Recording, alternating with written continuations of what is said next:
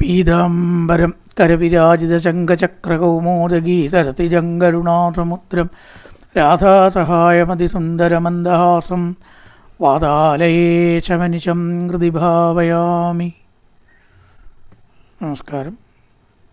സനാതന ധർമ്മങ്ങൾ പങ്കുവയ്ക്കാനായുള്ള ചാനലായ നാദശ്രീയിലേക്ക് എല്ലാവർക്കും സ്വാഗതം. പ്രിയരെ, ഞാൻ മധുസൂദന വാര്യർ.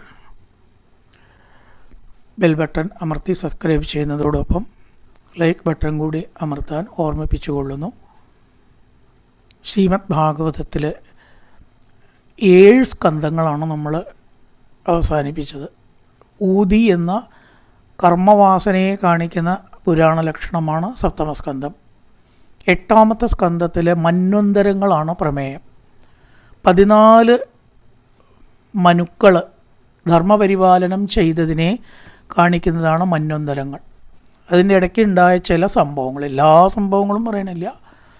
ചിലതുകളുടെ ഹെഡിങ് മാത്രം പറയും, ചിലത് വിസ്തരിക്കും, ചില കഥകൾ ചുരുക്കി പറയുക, അങ്ങനെ പലതരത്തിൽ പ്രാധാന്യമുള്ളത് കൂടുതൽ വിസ്തരിച്ച് പറയണമെന്ന് മാത്രം. എന്തായാലും 14 മന്വന്തരങ്ങളെ കാണിക്കുന്നത് 14 മനസ്സിൻ്റെ അവസ്ഥകളാണ് എന്നും പറയുന്നവരുണ്ട്. നമ്മുടെ മനസ്സിന് മൂഢം, ക്ഷിപ്തം, ആക്ഷിപ്തം, അങ്ങനെ പല അവസ്ഥകളുണ്ട്. മൂഢമെന്ന് പറഞ്ഞാൽ ഒന്നും ചിന്തയില്ലാത്ത അവസ്ഥ. ഏറ്റവും സുഖം അവർക്ക് ഒരു കണക്കിനല്ലേ, യാതൊന്നും ചിന്തിക്കാണ്ടിരിക്കുന്ന അവസ്ഥ. അതിനാണ് മൂഢം എന്ന് പറയുക. പിന്നെ കുറച്ച് കഴിഞ്ഞാൽ ക്ഷിപ്തമായി ഏതെങ്കിലും ഒന്നിലേക്ക് കിടക്കുക മനസ്സ്, അത് ക്ഷിപ്തം. പിന്നെ അത് തന്നെ ഉറച്ചു നിൽക്കുക, ഒന്നും കൂടി അതിലേക്ക് ഇറങ്ങി ചെല്ലുക, അത് ആക്ഷിപ്തം. ഇങ്ങനെ മനസ്സിൻ്റെ 14 അവസ്ഥകളെ വിവരിക്കുന്ന ചില പുസ്തകങ്ങളിൽ മനഃശാസ്ത്രത്തിൽ പറയുന്നുണ്ട്. അതിനെയാണ് ഈ മന്വന്തരങ്ങൾ കാണിക്കുന്നത് എന്ന് ആന്തരമായിട്ട് പറയുന്നു. എന്തായാലും ഒരു മന്വന്തരത്തിൻ്റെ ഇന്ദ്രൻ ഉണ്ടാവും, അതുപോലെ തന്നെ സപ്തർഷികൾ, ഇതൊക്കെ മന്വന്തര സമ്പ്രദായം എന്നാണ് പറയുന്നത്. മനുവിൻ്റെ മക്കൾ, ഭഗവാന്റെ ഒരവതാരം. ഇത് ഓരോ മന്വന്തരത്തിലും മാറി മാറി വരും. അങ്ങനെ 4 മന്വന്തരങ്ങളെ ആദ്യം നമുക്ക് വർണ്ണിക്കുകയാണ്. ഇവിടെ ഈശാവാസ്യം ഇതം സർവം എന്നൊക്കെ പറഞ്ഞിട്ട് സ്വയംഭൂമനു ഈ ലോകത്തെ രക്ഷിച്ചിട്ടുള്ള കാര്യങ്ങളും പറയണു. അങ്ങനെയാണ് ഈശാവാസ്യം മന്വന്തരങ്ങൾ ഉണ്ടായതൊക്കെ. ഈശാവാസ്യ ഉപനിഷത്തൊക്കെ ഉണ്ട്. ആത്മാവാസ്യം ഇതം വിശ്വം കിഞ്ചിൽ ജഗത്യാഞ്ജകൾ തേന തക്തേന പുഞ്ചീതമാകൃതക്കെ ധനം. അതൊക്കെ ഈ ത്യാഗത്തിൻ്റെ മഹാത്മ്യമൊക്കെ കാണിക്കാൻ വേണ്ടി പറഞ്ഞിരിക്കുകയാണ്.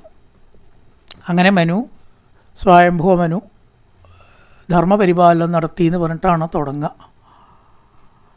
അത് കഴിഞ്ഞിട്ട് 2ാമത്തെ മന്വന്തരമാണ് സ്വാരോജിഷ മന്വന്തരം. അതിലും ഇതേപോലെ ദ്വിമൽ, തുഷേണൻ, രോജിഷ്മൻ മുതലായിട്ടതൊക്കെ പുത്രന്മാരായി. രോചനൻ എന്ന് പറഞ്ഞിട്ടുള്ള ആൾ ഇന്ദ്രനായി. ഊർജസ്തംഭാദികളൊക്കെ സപ്തർഷികളായി. ഭഗവാന്റെ അവതാരവും ഉണ്ടായി എന്ന് പറയുകയാണ്. വിഭു എന്ന് പറഞ്ഞിട്ടുള്ളൊരു അവതാരമാണ് ഉണ്ടായത്. 3ാമത്തെ ഉത്തമ മന്വന്തരമാണ്. അവിടെയും യജ്ഞഹോത്രാദികളൊക്കെ മനുപുത്രന്മാരാവുക, വസിഷ്ഠ തനയന്മാർ ഒക്കെ സപ്തർഷികളാവുക. ഭഗവാന്റെ ഒരവതാര സത്യസേനൻ എന്ന് പറഞ്ഞിട്ടുണ്ടായി. അങ്ങനെ ഉത്തമ മന്വന്തരം 3ാമത്തെ മന്വന്തരം. ഇനി 4ാമത്തെ മന്വന്തരമാണ് താമസ മന്വന്തരം. അതിൽ ഭഗവാന്റെ ഗജേന്ദ്ര മോക്ഷം എന്ന ലീലയുണ്ടായി. ഹരി എന്ന് പറഞ്ഞിട്ടൊരു അവതാരത്തിലൂടെ ഭഗവാൻ അവതാരത്തോടു കൂടി, ആ പേരോടു കൂടിയാണ് ഗജേന്ദ്രൻ്റെ മുമ്പിൽ പ്രത്യക്ഷപ്പെട്ടത് എന്ന് പറയുകയാണ്. ഇങ്ങനെ ഓരോ മന്വന്തരത്തിനെയും ഇന്ദ്രൻ, സപ്തർഷികൾ, മനുപുത്രന്മാർ ഇതൊക്കെ മാറി എന്ന് പറഞ്ഞ് താമസ മന്വന്തരത്തിൽ ഭഗവാൻ മുതലയാൾ പിടിക്കപ്പെട്ടതായ ഒരു ഗജേന്ദ്രനെ, ഒരു ആനയെ രക്ഷിച്ചു എന്ന് പറഞ്ഞു. അപ്പോൾ പറയണം, തത്കഥാസു മഹത് പുണ്യം ധന്യം സ്വസ്ത്യയനം മഹത്. ആ മഹത്തായിരിക്കുന്ന കഥ ഒന്ന് വിസ്തരിക്കണം. എല്ലാ കഥ പറഞ്ഞു പോയ പോലെ അത് അങ്ങോട്ട് പറഞ്ഞു പോയാൽ പോരാന്ന് എനിക്ക് തോന്നണമെന്ന് പറയുന്ന രാജാവ് പരീക്ഷിത്ത്. ഗജേന്ദ്ര മോക്ഷത്തിനെക്കുറിച്ച് എനിക്കൊന്ന് കേൾപ്പിക്കാമോ എന്ന് ചോദിക്കുകയാണ്. അപ്പോൾ പറഞ്ഞു കൊടുത്തു ശുഗമഹർഷി. ആസീത് ഗിരിവരോ രാജൻ ത്രികൂട ഇതി വിശ്രുത. ത്രികൂടം എന്ന് പറഞ്ഞിട്ട് വളരെയധികം സമ്പന്നമായ ഒരു പർവ്വതം. ഒരു പർവ്വതത്തിന് എന്തൊക്കെ വേണം അതൊക്കെ അതിലുണ്ട്. പർവ്വതത്തിൻ്റെ ഐശ്വര്യം എന്ന് പറഞ്ഞാൽ സാധാരണ ഔഷധ വൃക്ഷങ്ങൾ ഉണ്ടാവണം, സ്വർണത്തിൻ്റെ രത്നത്തിൻ്റെയൊക്കെ നിക്ഷേപങ്ങൾ ഉണ്ടാവണം, കടുക്ക, താനിക്ക, നെല്ലിക്ക മുതലായിട്ടുള്ള ഔഷധ സസ്യങ്ങൾ, നല്ല പുഷ്പങ്ങൾ, വണ്ടുകൾ, ധാരാളം തെളിഞ്ഞ ജലമുള്ള പൊയ്കകൾ, മാന് മുതലായിട്ട് നല്ല മൃഗങ്ങൾ, പക്ഷികൾ, പുഷ്പജാലങ്ങൾ, നല്ല കാറ്റ്, അധികം ചൂടോ അധികം തണുപ്പോ ഒന്നുമില്ലാത്ത എല്ലാവർക്കും ആനന്ദമാകുന്ന ഒരവസ്ഥ അവിടെ പോകുമ്പോൾ ഉണ്ടാവുക. ഇതൊക്കെയാണ് ഒരു പർവ്വതത്തെ സംബന്ധിച്ച് അതിൻ്റെ യോഗ്യത എന്നാണ്. അതൊക്കെ ഇവിടെ ഉണ്ടായിരുന്നു. നാനാദ്രുമലത ഗുൽമേ ഘോഷേ നിശ്ചരാംബസാം, നല്ല തെളിഞ്ഞ ജലം ഉള്ള തടാകങ്ങളും പക്ഷികളും സിദ്ധന്മാർ, ചാരണന്മാർ, ഗന്ധർവന്മാർ മുതലായിട്ടവരൊക്കെ സദാ അപ്സരസ്സുകൾ ഒക്കെ അവരുടെ സാന്നിധ്യം കൊണ്ടും ആ പർവ്വതം വളരെയേറെ ശ്രേഷ്ഠമായിരുന്നു. മാന്, മയിൽ മുതലായിട്ടുള്ള പക്ഷികൾ, മൃഗങ്ങൾ, കർണാനന്ദകരം, നമുക്ക് കേട്ട സുഖമുള്ള പക്ഷികളുടെ ശബ്ദം, കണ്ട കണ്ണിന് ആനന്ദം, അങ്ങനത്തെ മൃഗങ്ങൾ, ഇതൊക്കെയും അവിടെ ഉണ്ടായിരുന്നു. പിന്നെയോ ധാരാളം സരിസരോപിച്ചന്തോദേ പുളിനേർ മണിവാലുകൈ ദേവത്രീമജ്ജനാമോദ സൗരഭാമ്പലിലേറിയുഭി നല്ല ദേവസ്ത്രീകൾ അവരിങ്ങനെ തടാകത്തിൽ കുളിക്കുന്നത് കാണാം.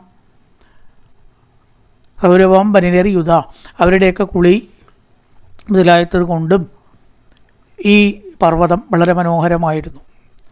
അതിന് നടുക്ക് ഉദ്യാനം ഋതുമത് നാമ ആക്രീഡം സുരയോഷിതാം. ഋതുമത്ത് എന്ന് പറഞ്ഞിട്ട് വരുണനാ സൃഷ്ടിക്കപ്പെട്ട മനോഹരമായിട്ടുള്ള ഒരു ഉദ്യാനം നേരെ നടുക്കുണ്ട് എന്നാണ്. അതിലത്തെ കാര്യങ്ങൾ കുറേ പറയുന്നുണ്ട്. പിജുമന്തേ ഗോപിതാരേ സരളൈ, പിജുമന്തം ഗോപിതാർക്ക് ഓരോ ഔഷധ സസ്യങ്ങൾ, ദ്രാക്ഷ എന്ന് പറഞ്ഞാൽ മുന്തിരി, അതുകൊണ്ട് അത്ര. ദ്രാക്ഷ, ഇക്ഷു എന്ന് പറഞ്ഞാൽ കരിമ്പ്, മധുരമുള്ള വസ്തുക്കളാണല്ലോ അതൊക്കെ. ദ്രാക്ഷ, ഇക്ഷു, രംഭ, ജംബൂബർ, ബദരിയക്ഷാഭയാമലൈ, അക്ഷം, അക്ഷയ, ബദരിയക്ഷാഭയാമലൈ, അമലം, അമലകം എന്ന് പറഞ്ഞാൽ ഈ കടുക്കയാണ്, കടുക്ക. ബദരി മറ്റേ നമ്മുടെ ഈ എന്താ പറയുക അതിന്, ബദാമ അങ്ങനെയുള്ള വൃക്ഷങ്ങൾ, മനോഹരമായിട്ടുള്ള വിശിഷ്ടങ്ങളാണ്. ബദാമൊക്കെ കുറച്ച് ശ്രേഷ്ഠമാണെന്നാണ് പറയുക. അപ്പം അങ്ങനത്തെ ഖർജൂരം എന്നൊക്കെ പറഞ്ഞാൽ ഒരു ഔഷധങ്ങളാണ്, ആയുർവേദത്തിൽ കാണുന്നതായിട്ടുള്ള ഔഷധങ്ങളിൽ പെട്ടതാണതൊക്കെ. കദംബവേദ നള നീപ വഞ്ചുളകേർ വൃതം, ചിലപ്പോൾ അത് വായിക്കുമ്പോൾ തെറ്റാറുണ്ട്. കദംബവേദസ നള നീപ വഞ്ചുളകേർ എന്നാണ്. വഞ്ചുളകം, വഞ്ചുള എന്ന് അഷ്ടപതിയിൽ പ്രയോഗമുണ്ട്. വഞ്ചുളം ഒരു വല്ലി, വിശിഷ്ടമായിട്ടുള്ളൊരു ഔഷധവള്ളിയാണ് വഞ്ചുളം. വഞ്ചുളകേർ വൃതം, കദംബം, വേദസം, നളം, നീപം, വഞ്ചുളകം, അങ്ങനെയാണ് വിരിക്കേണ്ടത്. അപ്പോൾ അതേ കൊണ്ടും വളരെ മനോഹരമായിരുന്നു. നീപം കദംബ വൃക്ഷം, അതേപോലെ തന്നെ വഞ്ചുളകേർ വൃതം, ഇതെല്ലാം കൊണ്ടും ശ്രേഷ്ഠമായിരുന്നു എന്ന് പറയുകയാണ്. കുജ്ജകേർ സ്വർണ്ണയൂതേബിർ നാഗമുന്നാഗജാതിഭി, പലതരത്തിലുള്ള അത്ഭുതങ്ങളായിട്ടുള്ള വൃക്ഷങ്ങളെ കൊണ്ടും സസ്യങ്ങളെ കൊണ്ടും ശോഭിതമായിരിക്കുന്ന ഉദ്യാനം വരുണനാൽ സൃഷ്ടിക്കപ്പെട്ടതാണ്. ദേവസ്ത്രീകളടക്കം അവിടെ കുളിക്കാൻ വരാറുണ്ട്. പലതരത്തിലുള്ള ലീലകളിൽ ഏർപ്പെട്ട് ആ പർവ്വതത്തെ ധന്യമാക്കാറുണ്ട് എന്ന് പറയുകയാണ്. അങ്ങനെ ഒരാന ആ പർവ്വതത്തിൽ അങ്ങനെ വിലസിച്ചു എന്ന് പറയുകയാണ്. ഭട്ടതിരിപ്പാട് പറയും, ഭക്താനാം കുത്രനോത്കർഷലാഭാത്, ഗുരുവായൂരപ്പ അങ്ങയുടെ ഭക്തന്മാർ ഏത് ജന്മമായാലും അവർക്ക് ശ്രേഷ്ഠത ഉണ്ടാവുമല്ലോ. ആനയാവട്ടെ, വേറെ ആവട്ടെ, വേറെ എന്തെങ്കിലും ആവട്ടെ, അതെന്തായാലും അതിൽ ശ്രേഷ്ഠമാവും. വിഭൂതി യോഗത്തിൽ പറഞ്ഞ പോലെ അത് ഭഗവാന്റെ ഭക്തിയുടെ മാഹാത്മ്യം എന്നുള്ള നിലയ്ക്ക് പൂർവ്വജന്മം കൊണ്ട് ഈ ആന കുറേയൊക്കെ ശ്രേഷ്ഠത നേടിയിട്ടുണ്ട് എന്ന് പറയുകയാണ്. ഇവിടെ പറയണ തത്രേകഥ തത്കിരിഗഹനനശ്ചയക്കരേണു ബെർവാരണയുധഭച്ചരൻ, പിടിയാനകളോട് കൂടിയിട്ട് ഈ ആന നല്ല തലയെടുപ്പോട് കൂടി ഇങ്ങനെ സഞ്ചരിച്ചിരുന്നു. യദ്ഗന്ധമാത്രാതരയോ ഗജേന്ദ്ര, ഏതൊരു ഈ ആനയുടെ ഗന്ധം കേട്ടാൽ മതി എന്നാണ്. വ്യാഘ്രം, സിംഹം മുതലായ മൃഗങ്ങൾ പോലും പേടിച്ചോടും. സാധാരണ സിംഹം ആനയെ പേടിക്കാറില്ല, പക്ഷെ ഇവിടെ വ്യത്യസ്തമാണ്. കാരണം ആനയുടെ ഗാംഭീര്യം, സിംഹത്തിന് ചില സൂത്രതന്ത്രങ്ങൾ ഉണ്ടാവുകൊണ്ട് ആനയോട് ജയിക്കുന്നത്. അല്ലെങ്കിൽ ശരിക്കും ആനയുടെ ശക്തി ആനയ്ക്ക് കുറച്ച് പേടിയുണ്ട് സിംഹത്തിനേന്നാണ്. അതുകൊണ്ടൊക്കെ അത്ര ജയിക്കണം. അല്ലെങ്കിൽ ഒരു ചവിട്ടിനുണ്ടോ സിംഹം? ആന അത്ര വലിയ ജീവിയാണ്. പക്ഷെ അതിനെ വെട്ടിക്കാനുള്ള കഴിവുണ്ട് സിംഹത്തിന്. ശക്തിയൊന്നുമില്ല, ആനയുടെ അത്ര ശക്തിയൊന്നും സിംഹത്തിനില്ല. പക്ഷെ അതിന് തന്ത്രം അറിയാം, അതാണ്. പക്ഷേ ഈ ആനയോട് സിംഹം അടക്കം പേടിച്ചിരുന്നു ആനയെ എന്നാണ് പറയുന്നത്. പേടിച്ചോടുക. മഹോരഗാച്ചാഭിഭയാദ്രവന്തി സഗൗരകൃഷ്ണ ശരഭാച്ചമര്യാം. ഈ ആനയെ കണ്ടാൽ മഹോരഗ, വലിയ വലിയ ഉരകങ്ങളോ അതുപോലെ തന്നെ ഭയങ്കരങ്ങളായിട്ടുള്ള മൃഗങ്ങൾ ഓടി ഒളിക്കും. എന്നാൽ ചെറിയ മൃഗങ്ങൾക്കൊക്കെ ഈ ആനയെ പേടിയില്ല. കാരണം അവരെ ഈ ആന ഉപദ്രവിക്കില്ല. ശരഭാച്ചമര്യ, കൃഷ്ണ എന്ന് പറഞ്ഞാൽ കൃഷ്ണമൃഗമായിട്ടുള്ള മാന്, ചമരി എന്ന് പറഞ്ഞാൽ ആട്, അവയെ ഈ ആന ഒന്നും ചെയ്യില്ല. സാധുജീവികളെ രക്ഷിച്ചുകൊണ്ടും ദുഷ്ടമൃഗങ്ങളെ ഓടിച്ചുകൊണ്ടും താൻ തന്നെയാണ് അവിടെ ഒരു രക്ഷാകർത്താവ് എന്ന നിലയ്ക്ക് ആ ആന പെരുമാറി. ലോകത്തിലും അങ്ങനെ തന്നെയാണ് അല്ലേ? ഒരു MLA ആകുമ്പോഴേക്കും, ഒരു MP ആകുമ്പോഴേക്കും, ഒരു പഞ്ചായത്ത് മെമ്പർ ആകുമ്പോഴേക്കും കാണണ്ടേ ചിലരുടെയൊക്കെ കേമത്തം. ഞാൻ തന്നെ ഇപ്പോൾ ഇവിടെയൊക്കെ നോക്കണം, ആൺകുട്ടികൾ ഭരിക്കുമ്പോൾ അതിൻ്റെയൊക്കെ കാണാമല്ലേ? ജയിച്ചു കഴിഞ്ഞാൽ അവരുടെ ഒരു ചോദ്യമുണ്ട്, എന്താ കുടിവെള്ളം കൂടി മുടങ്ങിയിട്ടുണ്ടാവും, അതാ കേമത്തം. അപ്പം നമ്മുടെയൊക്കെ കേമത്താണ് എന്തെങ്കിലും ഒരു സ്ഥാനമോ എവിടെയെങ്കിലും ഒരു സ്ഥാനക്കയറ്റോ എന്തെങ്കിലും ഒന്ന് കിട്ടുമ്പോഴേക്കും നമ്മൾ തന്നെയാണ് എല്ലാതും. ആ ഒരു ജീവൻ്റെ ഭാവമാണ് ആനയിൽ കൂടെ. സത്യത്തിൽ നമ്മുടെ ചിത്രം തന്നെയാണല്ലോ എല്ലാ കഥകളിൽ കൂടിയിട്ടും വരച്ച് കാണിക്കണം. അതിനൊരു കഥ വേണ്ടേ? അവിടെ ആനയ്ക്ക് എന്ന് മാത്രമേ ഉള്ളൂ. ഏതായാലും അന്യത്ര ക്ഷുദ്രാ ഹരിണാശാദയച്ചരന്ത്യപീത ഏതനുഗ്രഹേണ, ഏതൊരു ആനയുടെ അനുഗ്രഹം കൊണ്ടാണ് ചെറിയ ജീവികളായിട്ടുള്ള മാന മുതലായിട്ടുള്ളത് പേടിയില്ലാതെ സഞ്ചരിച്ചു, ദുഷ്ടമൃഗങ്ങളെ ആട്ടി ഓടിച്ചുകൊണ്ട്. ഇരിക്കുമ്പോൾ കുറച്ച് വെയിലിങ്ങനെ ഏറ്റു, നല്ല ചൂട് തോന്നി. ആനയ്ക്കൊക്കെ ഈ ചൂട് വളരെ കൂടുതലാണ്. ചെവിയൊക്കെ ആട്ടിയിട്ട് ഇങ്ങനെ നിൽക്കുന്നത് കണ്ടാൽ നമ്മൾ പറയും താളം നോക്കിയിട്ടാണ് ചെവി ആട്ടണം, സന്തോഷിച്ചിട്ടാണ്, അത് ചുട്ടിട്ടാണ്. താളത്തിൻ്റെ വല്ല ബോധം മനുഷ്യൻ തന്നെ ഇല്ല. താളം കേട്ടിട്ട് നോക്കിയിട്ടാണ് അപ്പോൾ മേളം കേൾക്കണം. എല്ലാവരും കൈ കൊണ്ടാക്കണു, നമ്മളും കൈ കൊണ്ട് കൊണ്ടിട്ടാക്കണു. എല്ലാവർക്കൊന്നും താളബോധമില്ല. പിന്നെ ആനയ്ക്ക് ഉണ്ടാവുമോ? ചുട്ടിട്ടാണ് അത് ഈ ചെവി ആട്ടേണ്ടതെന്നാണ്. ഇവിടെ നല്ല ചൂട് അനുഭവപ്പെട്ടപ്പോൾ എന്ത് ചെയ്തു? സകർമ്മതപ്ത കരിഭിക്കരേണുബിർ മൃദോമതച്ചുൽ കളഭേരനുദ്രുത. പിടിയാനകളോട് കൂടിയിട്ട് അവിടെ വലിയൊരു തടാകമുണ്ട്. ആ തടാകത്തിലേക്ക് ഇറങ്ങിയാൽ വെള്ളം ധാരാളം കുടിക്കുകയും ചെയ്യാം. വെള്ളമൊക്കെ തുമ്പിക്കാൻ എടുത്ത് മേലൊഴിച്ചാൽ ഉഷ്ണം ഇല്ലാണ്ടിയാവുമല്ലോ എന്നങ്ങനെ വിചാരിച്ച് ചില പിടിയാനകളോട് കൂടിയിട്ട് അങ്ങോട്ട് ഇറങ്ങുകയാണ്. സരോനിലം പങ്കജരേണൊരൂഷിതം ജിഗ്രൻ വിദൂരാൻ മദവിക്വലേക്ഷണ. ഈ തടാകം കണ്ടുപിടിച്ച് തന്നെ ഈ താമരയുടെ മണം കേട്ടിട്ടാണ് എന്നാണ്. അവിടെ വെള്ളം ഉണ്ടാവുമല്ലോ, വെള്ളത്തിലേ താമര ഉണ്ടാവുള്ളൂ. ഇതൊക്കെ ആനയ്ക്ക് കോമൺ സെൻസും ബുദ്ധിയൊക്കെ നല്ല കൂടുതലാണ്. ഈ വാസന കേട്ടിട്ടാണ്.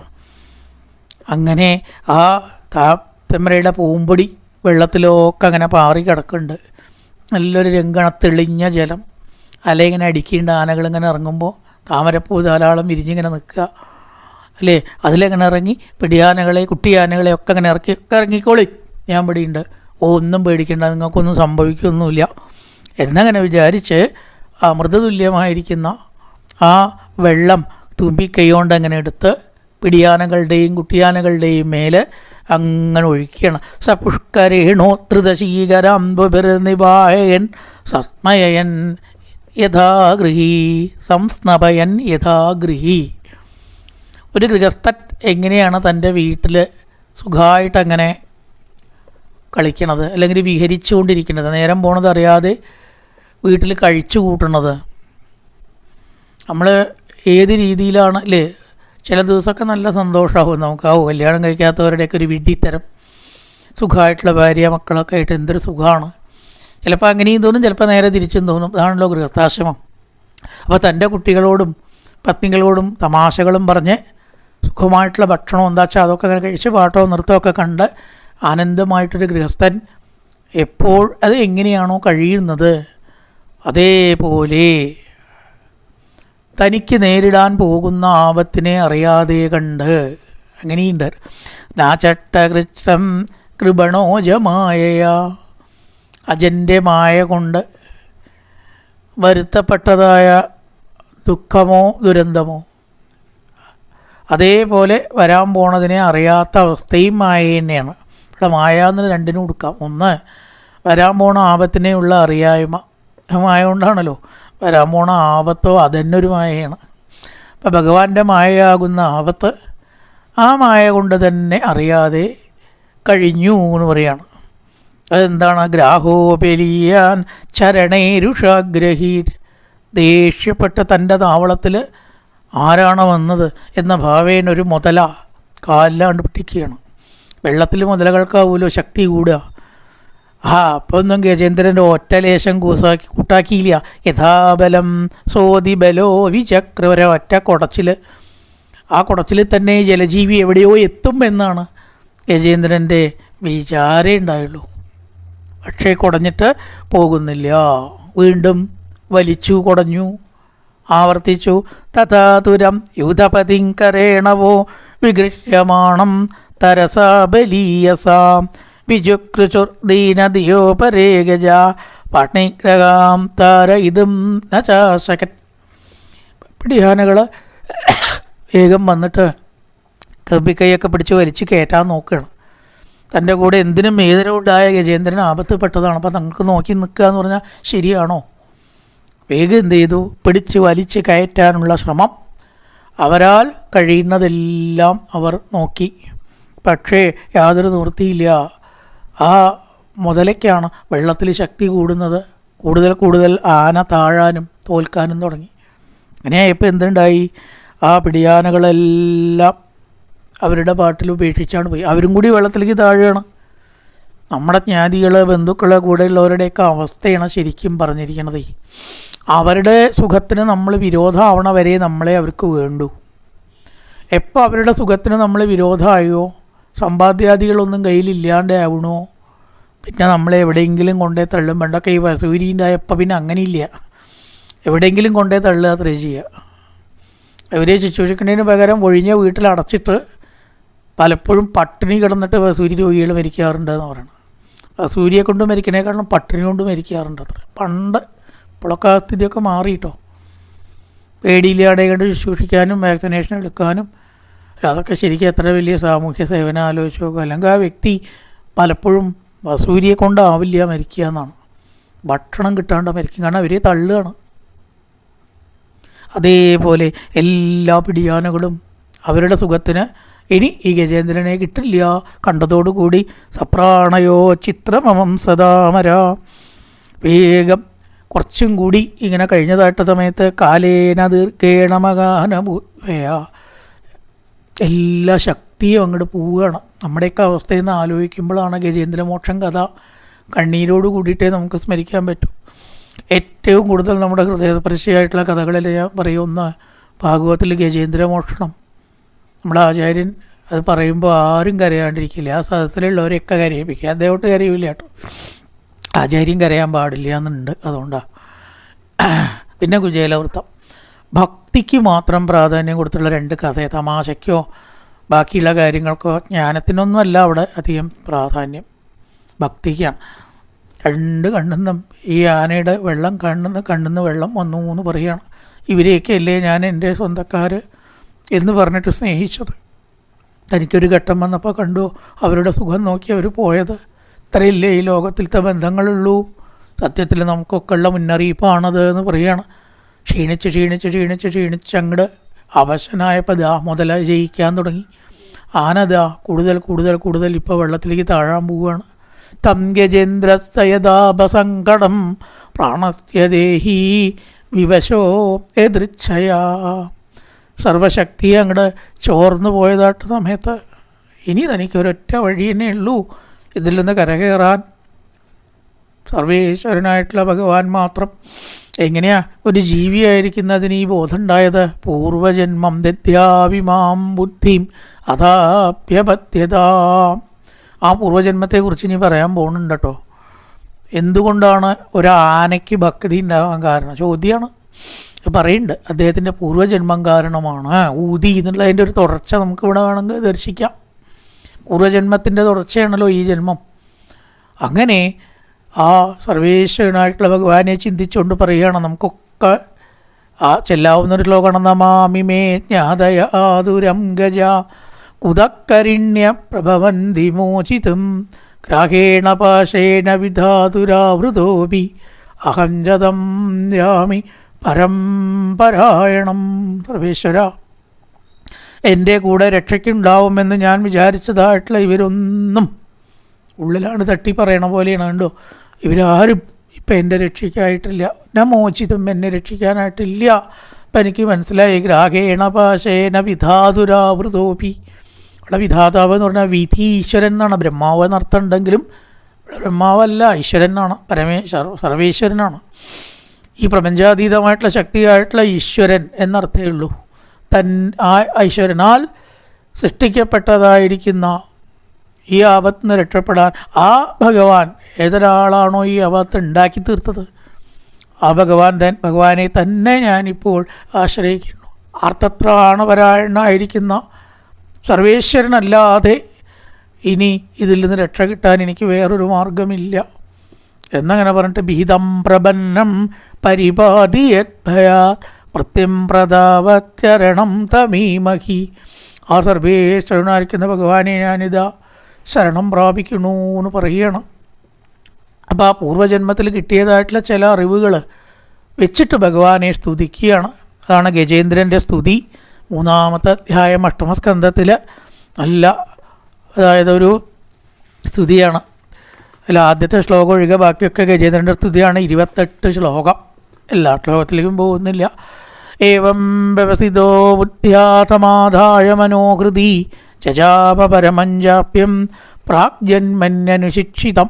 പ്രാഗ്ജന്മനി, മുൻപത്തെ ജന്മത്തിൽ ലഭിച്ചതായിട്ടുള്ള അറിവുകൊണ്ട് താമരപ്പൂവ് ഉണ്ടല്ലോ ആ തടാകത്തിൽ, അതുകൊണ്ട് അർച്ചിച്ചു എന്നാണ് ചിലർ പറയുക. ശരിക്കും പറയുകയാണെങ്കിൽ അവസാനത്തെ ആ ഒരു ശ്ലോകം ചൊല്ലിയപ്പോഴേ എത്രയേ താമരപ്പൂ കൊണ്ട് അർച്ചിച്ചിട്ടുള്ളൂ എന്ന് പറയുന്നുണ്ട്. ഉക്ഷിപ്യ സാംബുജകരം, താമരപ്പൂവോടുകൂടിയുള്ള ശ്ലോകം അവസാനമാണ് ചൊല്ലിയത്. അതുവരേക്കും ഉണ്ടായിരുന്നു എന്നെടുത്താലും തെറ്റൊന്നുമില്ല. താമരയില്ലെങ്കിലും മനസ്സാകുന്ന താമര ഭഗവാനിൽ സമർപ്പിച്ചിട്ടുണ്ടാവണമല്ലോ, അങ്ങനെ എടുക്കാം. ചില അവസാനം സാംബുജകരം എന്ന് ലാസ്റ്റിലേ പറഞ്ഞിട്ടുള്ളൂ. എന്തുകൊണ്ട് മുമ്പേ ഉള്ള ശ്ലോകങ്ങൾക്കും താമര ഉണ്ടായിക്കൂടാ? രണ്ടും ആവാം. അതിൽ ഒരു വിഷയമല്ല, തർക്ക വിഷയമല്ല.